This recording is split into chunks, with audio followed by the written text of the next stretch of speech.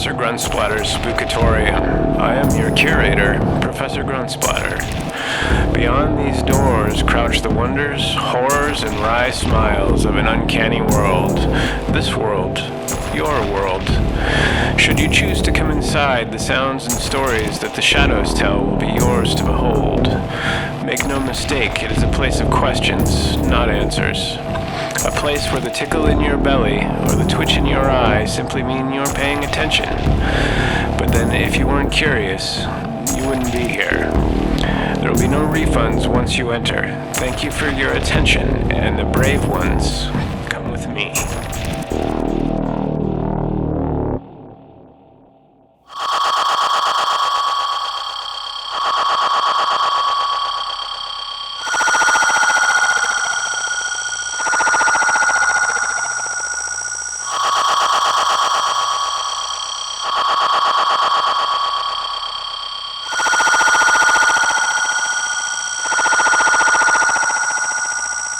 Now is the winter of our discontent made glorious summer by the sun of York, and all the clouds that lured upon our head, the deep bosom of the ocean buried. Now our brows are bound with victorious wreaths. Anyway, here we go.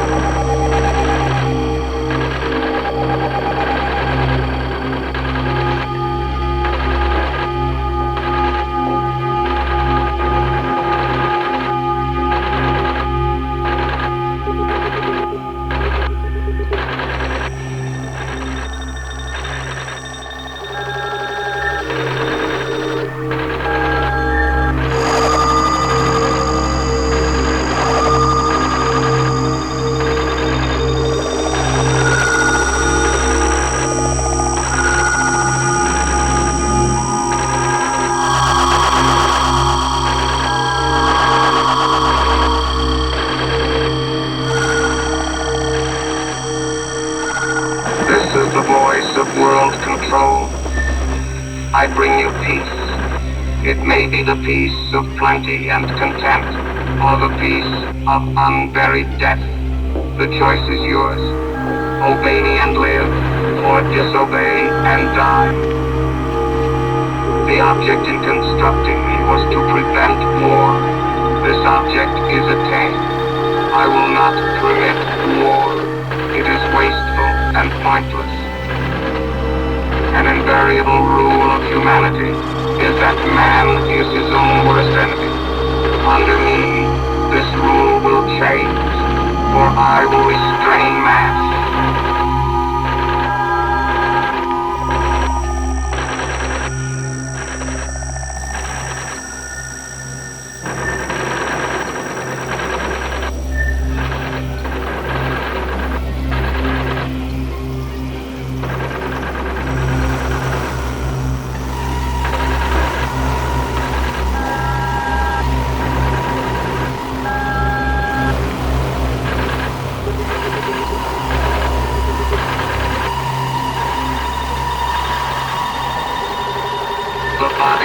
Remain in my view for the next 24 hours and will then be cremated.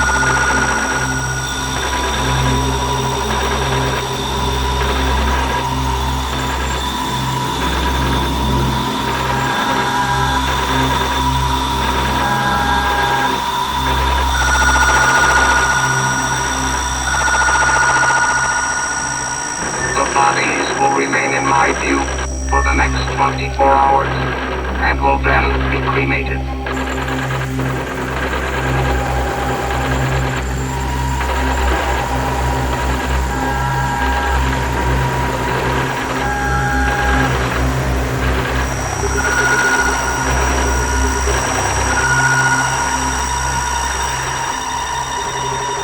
The bodies will remain in my view for the next 24 hours and will then be cremated.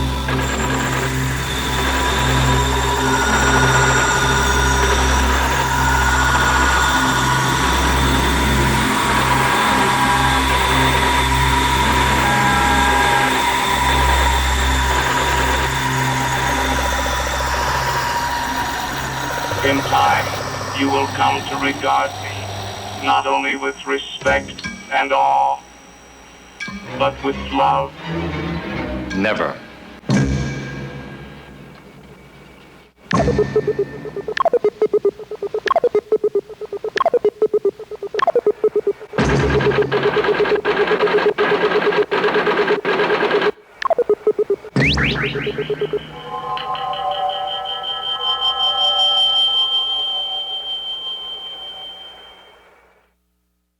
Greetings, welcome to episode 66 of Professor Gruntsplatter's Spookatorium. The show started with Cruelty Campaign with Voice of World Control from their 2002 album Distressed Signals on Tesco.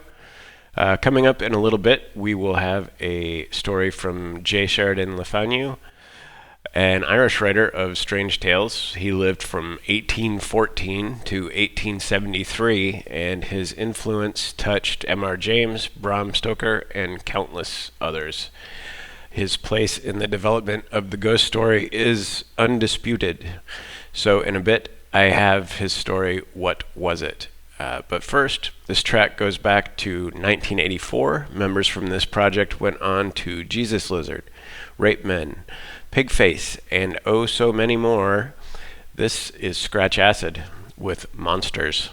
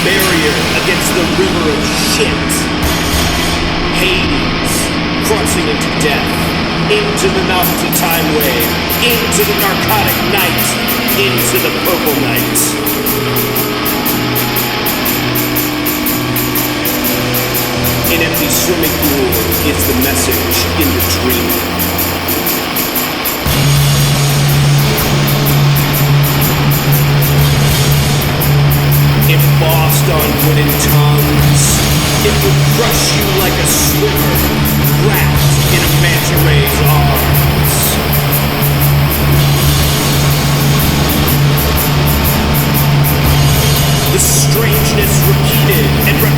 by this form on two legs multiplied red.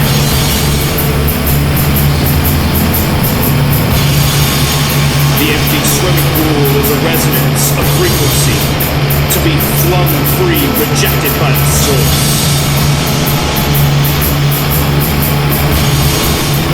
The empty swimming pool is a promised landscape. If you flee your mind, your ass will follow. If you flee your mind, your ass will follow. If you flee your mind, your ass will follow. If you flee your mind, your ass will follow. If you flee your mind, your ass will follow.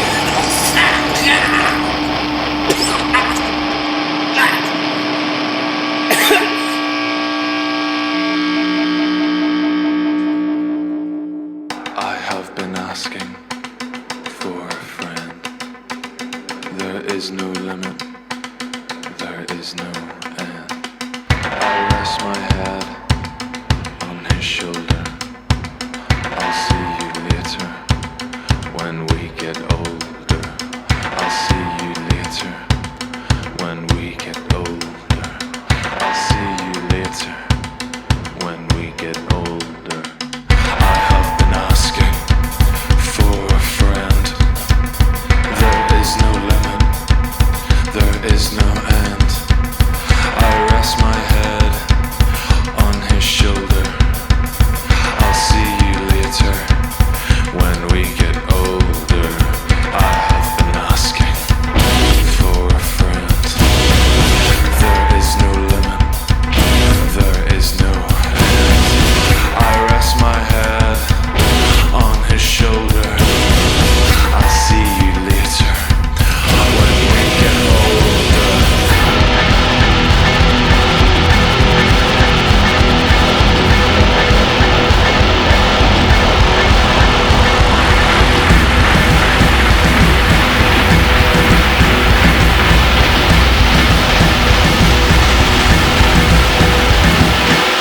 I could have shown you things you would not find.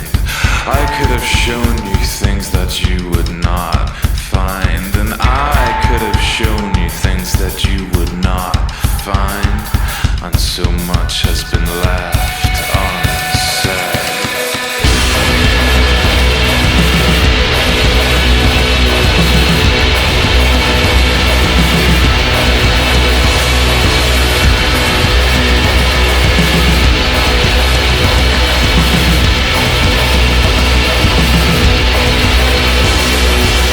I have been asking for a friend.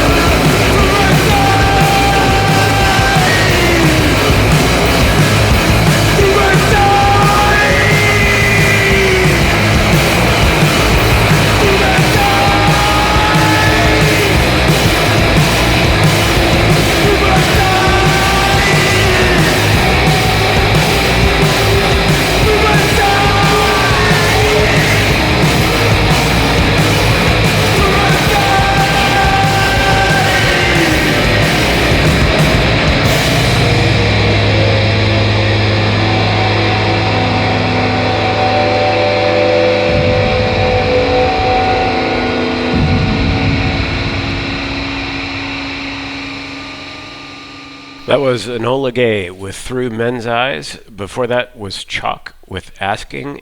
Both those bands are from Belfast, if I remember correctly. Prior to that was Yellow Bulb with The Pool is the Landscape. And that's from their Data Reject album on Stick Figure Records. And then opening that set was Scratch Acid with Monsters. The prevalence of Irish creativity was accidental on this day, as I just realized this will get posted on St. Patrick's Day. There were a couple Irish projects in that last set, and LaFanu was also Irish. Here is What Was It? Scratching for ways to define the ineffable, humanity's fever to understand the other finds voice through its artistry.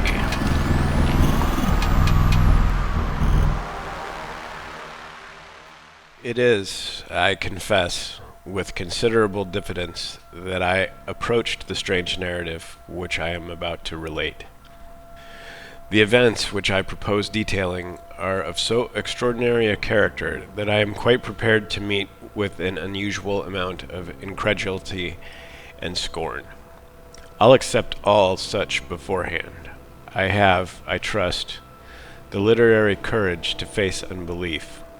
I have, after mature consideration, resolved to narrate in as simple and straightforward a manner as I can compass some facts that passed under my observation in the month of July last, and which, in the annals of the mysteries of physical science, are wholly unparalleled.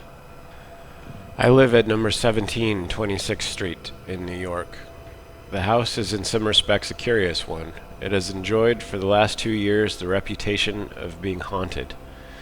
The house is very spacious. A hall of noble size leads to a spiral staircase winding through its center, while the various apartments are of imposing dimensions. It was built some 15 or 20 years back by Mr. A, a well-known New York merchant, who 5 years ago threw the commercial world into convulsions by a stupendous bank fraud. Mr. A, as everyone knows, escaped to Europe and died not long after of a broken heart. Almost immediately after the news of his decease reached this country and was verified, the report spread in 26th Street that number 17 was haunted. Legal measures had dispossessed the widow of its former owner, and it was inhabited merely by a caretaker and his wife, placed there by the house agent, into whose hands it had passed for purposes of renting or sale. These people declared that they were troubled with unnatural noises, doors were opened without any visible agency, the remnants of furniture scattered through the various rooms were during the night piled one upon the other by unknown hands. Invisible feet passed up and down the stairs in broad daylight, accompanied by the rustle of unseen silk dresses and the gliding of viewless hands along the massive balusters. The caretaker and his wife declared they would live there no longer. The house agent laughed, dismissed them, and put others in their place. The noises and supernatural manifestations continued. The neighborhood caught up the story, and the house remained untenanted for 3 years.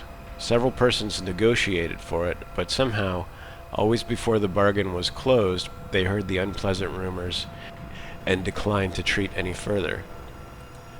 It was in this state of things that my landlady, who at the time kept a boarding house in Bleecker Street, and who wished to move further uptown, conceived the bold idea of renting number 17 26th Street. Happening to have in her house rather a plucky and philosophical set of boarders, she laid her scheme before us, stating candidly everything she had heard respecting the ghostly qualities of the establishment to which she wished to remove us. With the exception of 2 timid persons, a sea captain and a returned Californian, who immediately gave notice that they would leave, all of Mrs. Moffat's guests declared that they would accompany her in her incursion into the abode of spirits. Our removal was effected in the month of May, and we were charmed with our new residence. Of course, we had no sooner established ourselves at number 17 than we began to expect the ghosts. We absolutely awaited their advent with eagerness. Our dinner conversation was supernatural. I found myself a person of immense importance, it having leaked that I was tolerably well versed in the history of supernaturalism and had once written a story in the foundation of which was a ghost. If a table or wainscot panel happened to warp when we were assembled in the large drawing room, there was an instant silence, and everyone was prepared for an immediate clanking of chains in a spectral form. After a month of psychological excitement, it was with the utmost dissatisfaction that we were forced to acknowledge that nothing in the remotest degree approaching the supernatural had manifested itself. Things were in this state when an incident took place, so awful and inexplicable in its character that my reason fairly reels at the bare memory of the occurrence. It was the 10th of July. After dinner was over, I repaired, with my friend, Dr. Hammond, to the garden to smoke my evening pipe. Independent of certain mental sympathies which existed between the doctor and myself, we were linked together by a vice. We both smoked opium. We knew each other's secret and respected it. We enjoyed together that wonderful expansion of thought, that marvelous intensifying of the perceptive faculties, that boundless feeling of existence when we seem to have points of contact with the whole universe. In short, that unimaginable spiritual bliss, which I would not surrender for a throne, and which I hope you, reader, will never taste. On the evening in question, the 10th of July, the doctor and myself drifted into an unusually metaphysical mood. We lit our large meerschaums, filled with fine Turkish tobacco, in the core of which burned a little black nut of opium. That, like the nut in the fairy tale, held within its narrow limits wonders beyond the reach of kings. We paced to and fro, conversing. A strange perversity dominated the currents of our thoughts. They would not flow through the sunlit channels into which we strove to divert them. For some unaccountable reason, they constantly diverged into dark and lonesome beds, where continual gloom brooded. It was in vain that after our old fashion we flung ourselves on the shores of the East, and talked of its gay bazaars, of splendors of the harem, of harems and golden palaces. Black afrits continually arose from the depths of our talk and expanded, like the one the fisherman released from a copper vessel, until they blotted out everything bright from our vision. Insensibly we yielded to the occult force that swayed us and indulged in gloomy speculation. We had talked some time upon the proneness of the human mind to mysticism, and the almost universal love of the terrible, when Hammond suddenly said to me, "What do you consider to be the greatest element of terror?" The question puzzled me. That many things were terrible, I knew, but it now struck me, for the first time, that there must be one great and ruling embodiment of fear, a king of terrors, to which all others must succumb. What might it be? To what train of circumstances would it owe its existence?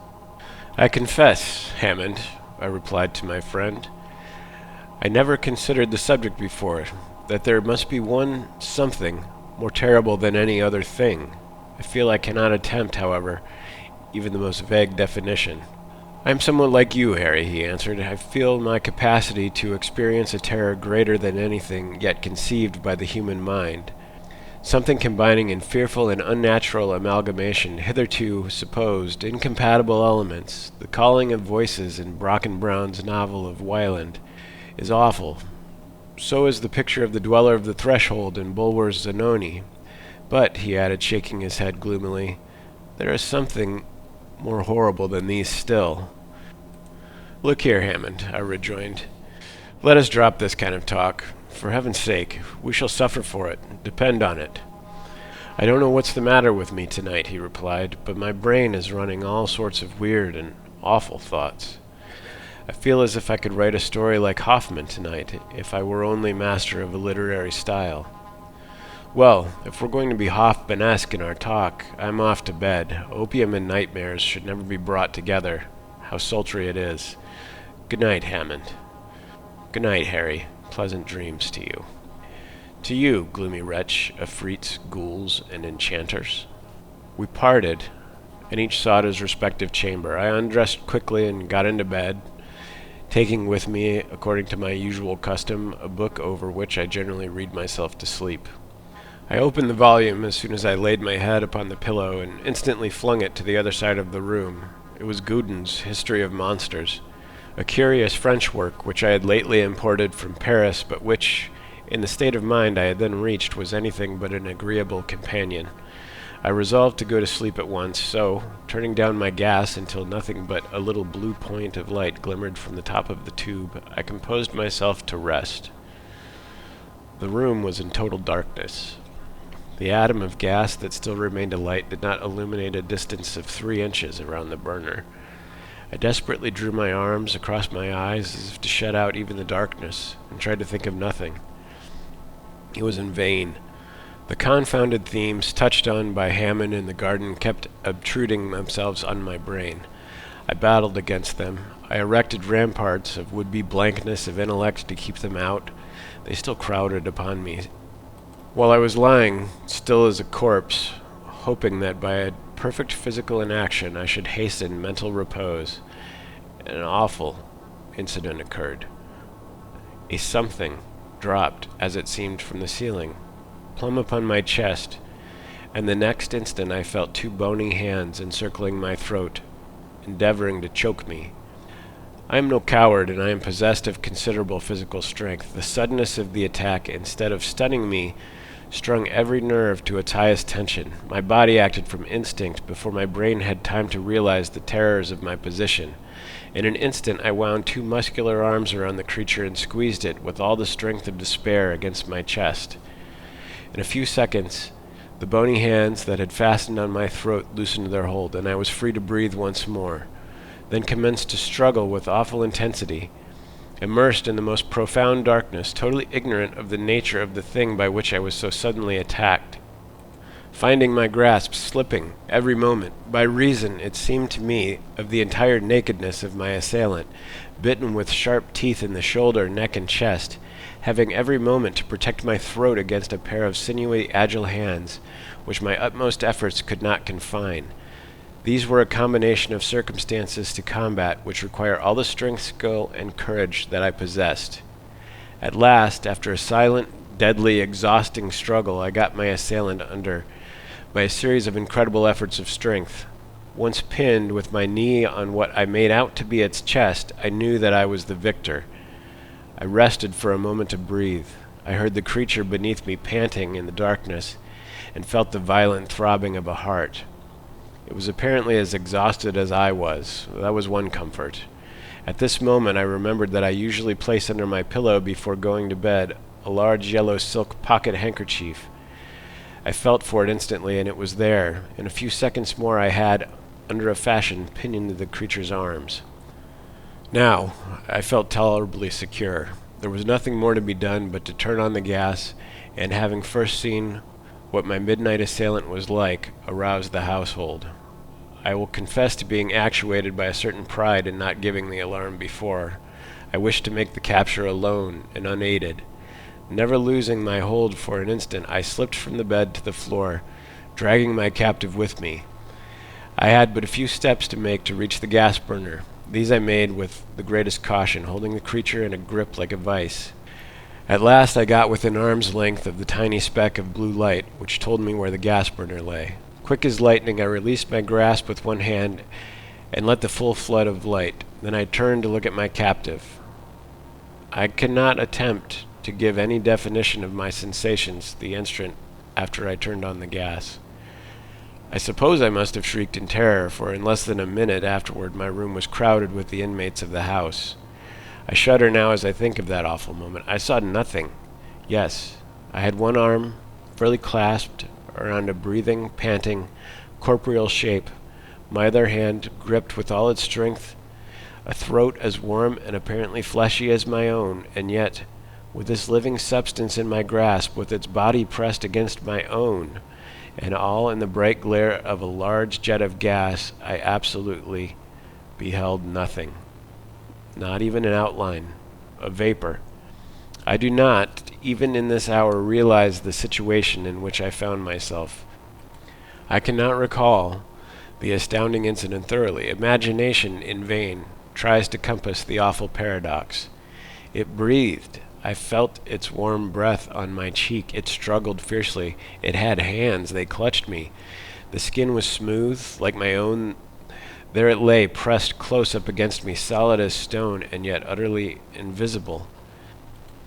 I wonder that I did not go faint or go mad on the instant. Some wonderful instinct must have sustained me, for absolutely, in place of loosening my hold on the terrible enigma, I seemed to gain an additional strength in my moment of horror, and tightened my grasp with such wonderful force that I felt the creature shivering with agony. Just then Hammond entered my room at the head of the household. As soon as he beheld my face, which I suppose must have been an awful sight to look at, he hastened forward, crying, "Great heaven, what has happened?" "Hammond, Hammond," I cried, "come here. Oh, this is awful. I have been attacked in bed by something or other, which I have a hold of, but I can't see it. I can't see it."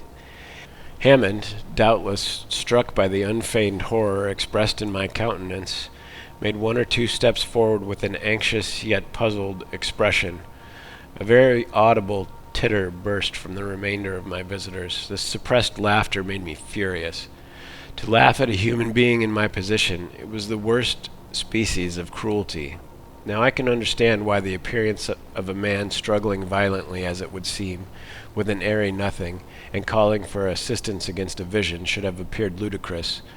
Then, so great was my rage against the mocking crowd that had I the power I would have stricken them dead where they stood. "Hammond, Hammond," I cried again, despairingly, "for God's sake, come to me.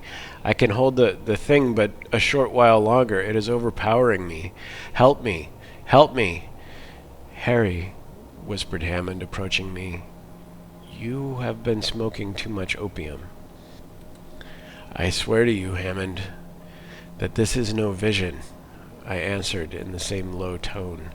"Don't you see how it shakes my whole frame with its struggles? If you don't believe me, convince yourself. Feel it. Touch it." Hammond advanced and laid his hand in the spot I indicated. A wild cry of horror burst from him. He had felt it. In a moment he had discovered somewhere in my room a long piece of cord, and was the next instant winding it and knotting it around the body of the unseen being that I clasped in my arms. "Harry," he said in a hoarse, agitated voice, for though he persevered his presence of mind, he was deeply moved. "Harry, it's all safe now. You may let go, old fellow, if you're tired. The thing can't move." I was utterly exhausted, and I gladly loosened my hold. Hammond stood holding the ends of the cord that bound the invisible, twisted around his hands, while before him, self-supporting as it were, he beheld a rope laced and interlaced and stretching tightly around a vacant space. I never saw a man look so thoroughly stricken with awe. Nevertheless, his face expressed all the courage and determination which I knew he possessed. His lips, although white, were set firmly, and one could perceive at a glance, although stricken with fear, he was not daunted. The confusion that ensued among the guests of the house, who were witnesses of this extraordinary scene between Hammond and myself, who beheld the pantomime of binding this struggling something, who beheld me almost sinking from physical exhaustion when my task of jailer was over, the confusion and terror that took possession of the bystanders when they saw all of this was beyond description. The weaker ones fled from the apartment. The few who remained clustered near the door and could not be induced to approach Hammond and his charge. Still, incredulity broke out through their terror. They had not the courage to satisfy themselves, and yet they doubted. It was in vain that I begged of some of the men to come near and convince themselves by touch of the existence in that room of a living being which was invisible. They were incredulous, but did not dare to undeceive themselves. How could a solid, living, breathing body be invisible, they asked. My reply was this. I gave a sign to Hammond, and both of us, conquering our fearful repugnance to touch the invisible creature, lifted it from the ground, manacled as it was, and I took it to my bed. Its weight was about that of a boy of 14. "Now, my friends," I said, as Hammond and myself held the creature suspended over the bed, "I can give you self-evident proof that there is a solid, ponderable body, which nevertheless you cannot see. Be good enough to watch the surface of the bed attentively." I was astonished at my own courage in treating this strange event so calmly, but I had recovered from my first terror and felt a sort of scientific pride in the affair which dominated every other feeling. The eyes of the bystanders were immediately fixed on my bed. At a given signal, Hammond and I let the creature fall. There was the dull sound of a heavy body alighting on a soft mast. The timbers of the bed creaked. A deep impression marked itself distinctly on the pillow, and on the bed itself, the crowd who witnessed us gave a low cry and rushed from the room. Hammond and I were alone with our mystery. We remained silent for some time, listening to the low, irregular breathing of the creature on the bed, and watching the rustle of the bedclothes as it impotently struggled to free itself from confinement. And then Hammond spoke. "Harry, this is awful. Aye, awful.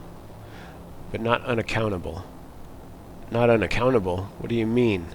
Such a thing has never occurred since the birth of the world. I know not what to think, Hammond. God grant that I am not mad, and that this is not an insane fantasy." "Let us reason a little, Harry. Here is a solid body, which we can touch, but which we cannot see. The fact is so unusual that it strikes us with terror. Is there no parallel, though, for such a phenomena? Take a piece of pure glass. It is tangible and transparent. A certain chemical coarseness is all that prevents it from being entirely transparent, so as to be totally invisible. It is not theoretically impossible, mind you, to make a glass which shall not reflect a single ray of light, a glass so pure and homogeneous in its atoms that the rays from the sun will pass through it as they do through the air, refracted but not reflected. We do not see the air, and yet we feel it."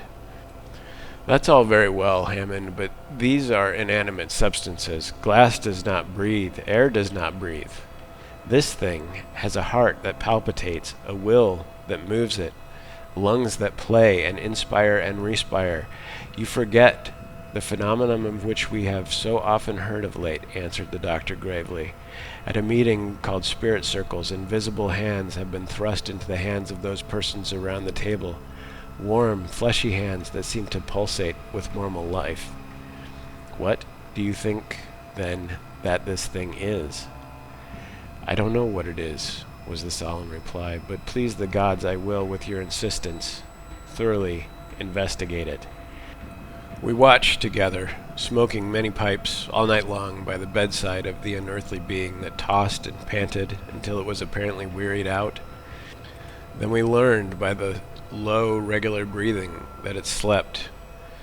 The next morning, the house was all astir. The boarders congregated on the landing outside my room, and Hammond and myself were lions. We had to answer 1,000 questions as to the state of our extraordinary prisoner, for as yet not one in the house except ourselves could be induced to set foot into the apartment. The creature was awake. This was evidenced by the convulsive manner which the bedclothes were moved in an effort to escape.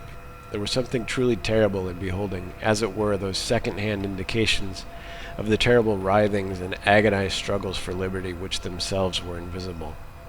Hammond and myself racked our brains during the long night to discover some means by which we might realize the shape and general appearance of the enigma, as well as what we could make out by passing our hands over the creature's form. Its outlines and lineaments were human. There was a mouth, a round, smooth head without hair, a nose which, however, was a little elevated above the cheeks, and its hands and feet felt like those of a boy.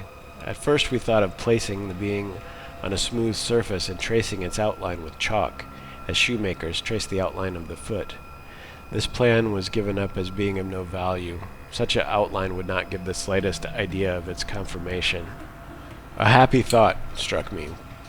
We would take a cast of it in plaster of Paris. This would give us a solid figure and satisfy all of our wishes. But how to do it? The movements of the creature would disturb the setting of the plastic covering and distort the mold. Another thought. Why not give it chloroform? It had respiratory organs. That was evident by its breathing. Once reduced to a state of insensibility, we could do it with it what we would. Dr. X was sent for, and after the worthy physician had recovered from the first shock of amazement, he proceeded to administer the chloroform. In 3 minutes afterwards, we were enabled to remove the fetters from the creature's body, and a modeler was busily engaged in covering the invisible form with the moist clay. In 5 minutes more, we had a mold, and before evening, a rough facsimile of the mystery. It was shaped like a man, distorted, uncouth, and horrible, but still a man. It was small, not over 4 feet and some inches in height, and its limbs revealed a muscular development that was unparalleled. Its face surpassed in hideousness anything I had ever seen. Gustave Doré or Calat or Tony Johannot had never conceived anything so horrible. There is a face in one of the latter illustrations of Un Voyage où il vous plaira, which somewhat approaches the countenance of this creature, but does not equal it. It was the physiognomy of what I would fancy a ghoul might be. It looked as if it was capable of feeding on human flesh. Having satisfied our curiosity and bound everyone in the house to secrecy, it became a question what was to be done with our enigma. It was impossible that we should keep such a horror in our house. It was equally impossible that such an awful thing should be set loose upon the world. I confess that I have gladly voted for the creature's destruction. But who would shoulder the responsibility? Who would undertake the execution of this horrible semblance of a human being? Day after day this question was deliberated gravely. The boarders all left the house. Mrs. Moffat was in despair and threatened Ham and myself with all sorts of legal penalties if we did not remove the horror. Our answer was, "We will go if you like, but we decline taking this creature with us.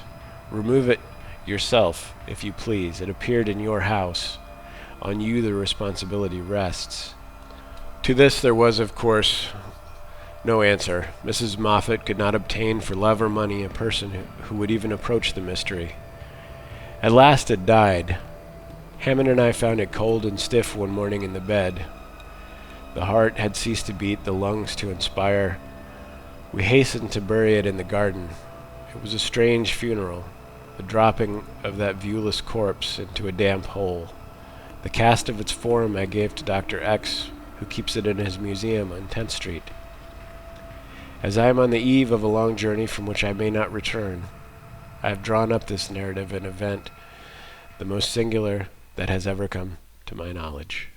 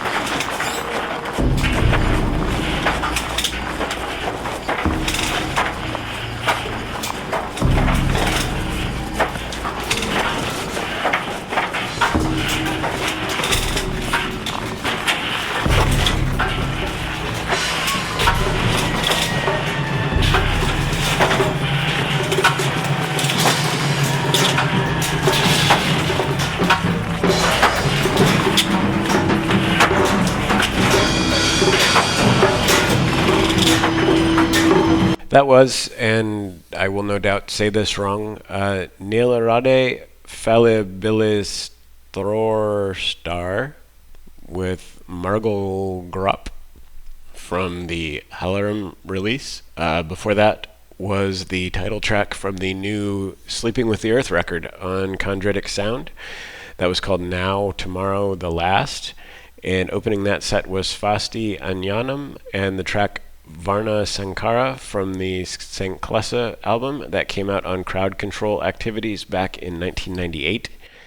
That is a side project of Peter from Raison d'Etre, and I always wished he would have done more with that one, as that is a pretty great record. I realized the story was a little bit longer of a ride than I myself even expected, but I hope you stuck it out and enjoyed it. It is a cool story. And this brings up the possibility of something that I have been pondering, and that is on no particular schedule, I've thought about inserting some additional shows into the feed that are more discussion or interview or ramble than the normal show. They probably wouldn't have the music, but would be a little bit more idea focused. This show is about ideas to me, ideas that don't get articulated as much as they could. But I feel like people listen for the music, so I'm never sure where to fit that stuff in. And honestly, I don't know that anybody cares what my opinion is about anything. So, but I've been thinking about hopefully getting set up so that I could do interviews occasionally, and then doing a little bit longer form discussion on various topics that would either be just me or, who knows, maybe other people too.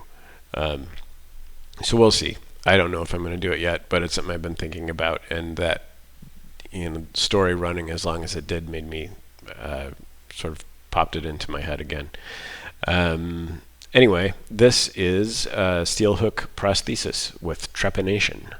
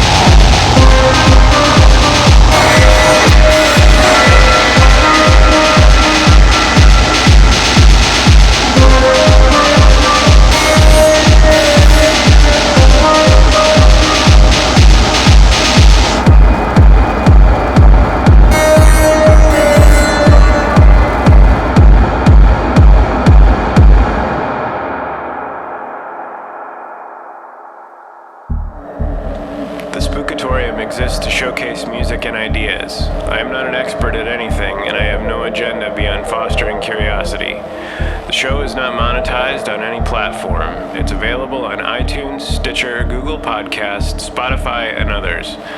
A video version is available on the Cryonic Mind YouTube page. If you can like, subscribe, comment, etc., it helps the show's visibility. If your music was featured here and you'd prefer it was not, let me know and I will remove it from the feed. You can reach the show at spookatorium@gmail.com. The website can be found at spookatorium.org, and your comments are always welcome.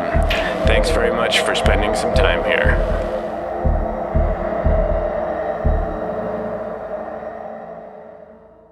That was Azar Swan with Sahara Dust from their The Hissing of a Paper Crane release, and that project includes Josh Strawn from Blacklist, Vain War, and a bunch of others. Opening that set was Hook Prostheses with Trepanation from their 2004 EP Controlled Sense of Decay. And that is going to do it for this episode. Thank you, as always, for stopping by the Spookatorium. I do appreciate it. To draw the curtain for us this week, this is Civic Center with Locusts and Honey. Until next time.